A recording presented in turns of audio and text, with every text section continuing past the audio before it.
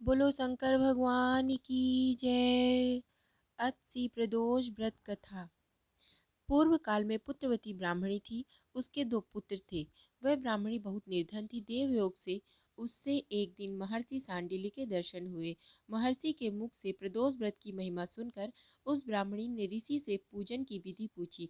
उसकी श्रद्धा और आग्रह से ऋषि ने उस ब्राह्मणी से शिव पूजन का उपर्युक्त विधान बतलाया और उस ब्राह्मणी से कहा, तुम अपने दोनों पुत्रों से शिव की पूजा कराओ। इस व्रत के प्रभाव से तुम्हें 1 वर्ष के पश्चात पूर्ण सिद्धि प्राप्त होगी।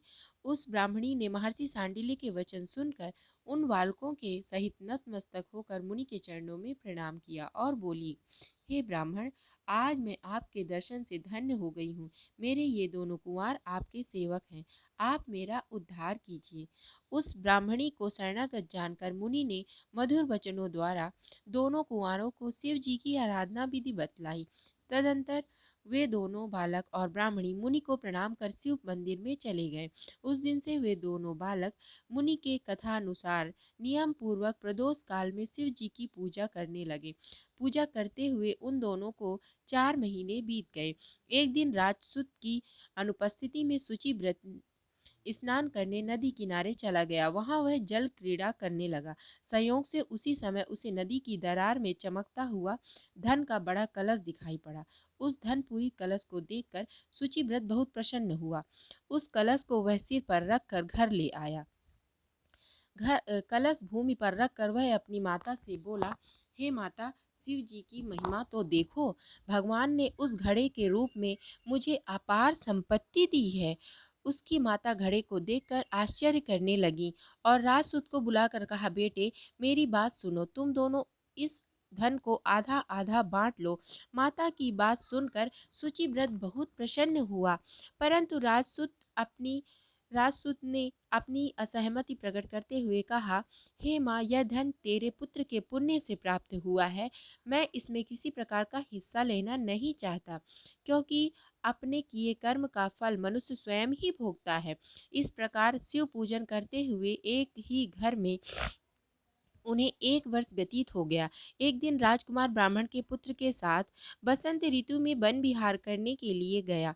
वे दोनों जब साथ साथ वन में बहुत दूर निकल गए तब उन्हें वहां पर सैकड़ों गंधर्व कन्याएं खेलती हुई दिखाई पड़ी। ब्राह्मण कुमार उन गंधर्व कन्याओं को क्रीड़ारत देखकर राजकुमार से बोला, यहाँ पर कन्याएं विहार कर रही हैं, इसलिए हम लोगों को अब और आगे नहीं जाना चाहिए, क्योंकि वो गंधर्व कन्याएं शीघ्र ही मनुष्यों के मन को मोहित कर लेती हैं। इसलिए मैं तो इन कन्याओं से दूर ही रहूंगा। परंतु राजकुमार उसकी बात अनसुनी कर कन्याओं के विहार स्थल में निर्भीक भाव से अकेला ही चला गया। उन सभी गंधर्व कन्याओं में प्रधान सुंदरी वो उस समय आए हुए राजकुमार को देखकर मन में विचार करने लगी कि कामदेव के समान सुंदर रूप वाला यह राजकुमार कौन है। उस राजकुमार से बातचीत करने के उद्देश्य से सुंदरी ने अपने सखियों से कहा, सखियों, तुम लोग निकट के वन में जाकर अशोक, चंपक, मौलसीरी आदि के ताजे फूल तोड़ लाओ। तब तक मैं तुम्हारी प्रतीक्षा में यहीं रुकी रहूंगी। उस गंधर्व कन्या की बात सुनते ही सब सखियां वहां से चली गईं। सखियों के जाने के बाद वह गंधर्व कन्या राजकुमार को स्थिर दृष्टि से देखने लगी। उन दोनों में परस्पर प्रेम का संचार हो गया। संचार होने लगा। गंधर्व कन्या ने राजकुमार को बैठने के लिए आसन दिया। प्रेमालाप के कारण राजकुमार के सहवास के लिए वह सुंदरी व्याकुल हो उठी और राजकुमार से प्रश्न करने लगी कि हे कमल के समान नेत्रों वाले, आप किस देश के रहने वाले हैं? आपका यहाँ आना क्यों हुआ है? गंधर्व कन्या की बात सुनकर राजकुमार ने जवाब दिया, मैं विदर्भ राज का पुत्र हूँ। मेरे माता पिता स्वर्गवासी हो चुके हैं। शत्रुओं ने मुझसे मेरा राज्य हरण कर लिया है। राजकुमार ने अपना परिचय देकर उस गंधर्व कन्या से पूछा, आप कौन हैं, किसकी पुत्री हैं और इस वन में किस उद्देश्य से आई हैं? आप मुझसे क्या चाहती हैं? राजकुमार की बात सुनकर गंधर्व कन्या ने कहा, मैं पिद्रविक नामक गंधर्व की पुत्री अंशुमति हूँ। आपको देखकर आपसे बातचीत करने के लिए ही यहाँ पर सखियों का साथ छोड़कर रह गई हूँ। मैं गान विद्या में बहुत निपुण हूँ। मेरे गान पर सभी देवांगनाएं रीझ जाती हैं।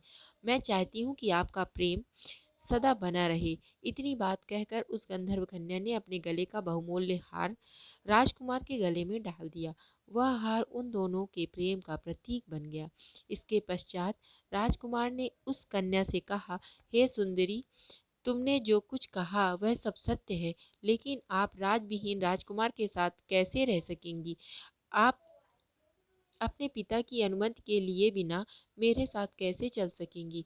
राजकुमार की बात सुनकर कन्या मुस्कुराकर कहने लगी, जो कुछ भी हो, मैं अपनी इच्छा से आपका वरण करूंगी। अब आप परसों प्रातःकाल यहाँ आइएगा। मेरी बात कभी झूठी नहीं हो सकती। गंधर्व कन्या ऐसा कहकर पुनः अपनी सखियों के पास चली गई। इधर वह राजकुमार भी शुचिव्रत के पास जा पहुंचा और अपना सारा वृतांत कह सुनाया। इसके बाद वे दोनों घर लौट गए। घर पहुंचकर उन लोगों ने ब्राह्मणी को सब हाल कहा, जिसे सुनकर वह ब्राह्मणी भी हर्षित हुई। गंधर्व कन्या द्वारा निश्चित दिन वह राजकुमार शुचिव्रत के साथ उसी वन में जा पहुंचा। वहां पहुंचकर उन लोगों ने देखा, गंधर्व राज अपनी पुत्री अंशुमति के साथ उपस्थित होकर प्रतीक्षा में बैठे हैं। गंधर्व ने उन दोनों कुंवारों का अभिनंदन करके उन्हें सुंदर आसन पर बिठाया और राजकुमार से कहा, मैं परसों कैलाशपुरी को गया था। वहां पर भगवान शंकर पार्वती सहित विराजमान थे। उन्होंने मुझे अपने पास बुलाकर कहा, पृथ्वी पर राज्यच्युत होकर धर्मगुप्त नामक राजकुमार घूम रहा है।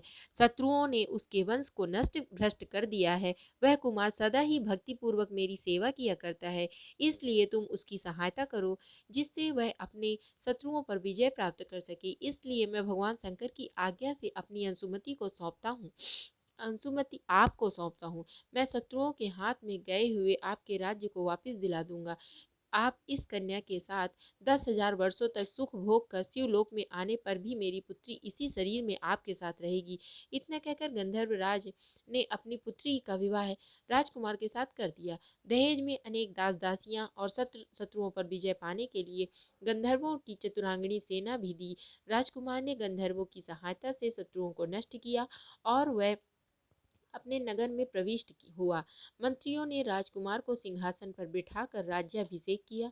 अब वह राजकुमार राज सुख भोगने लगा। जिस दरिद्र ब्राह्मणी ने अपना उसका पालन पोषण किया था, उसे ही वह राजमाता के पद पर आसीन किया गया। वह शुचिव्रत ही उसका छोटा भाई बना। इस प्रकार प्रदोष व्रत में शिव पूजन के प्रभाव से वह राजकुमार दुर्लभ पद को प्राप्त हुआ। जो मनुष्य प्रदोष काल में अथवा नित्य ही इस कथा को श्रवण करता है, वह निश्चय ही सभी कष्टों से मुक्त हो जाता है और अंत में वह परम पद का अधिकारी बनता है। बोलो शंकर भगवान की जय। शंकर पार्वती की जय।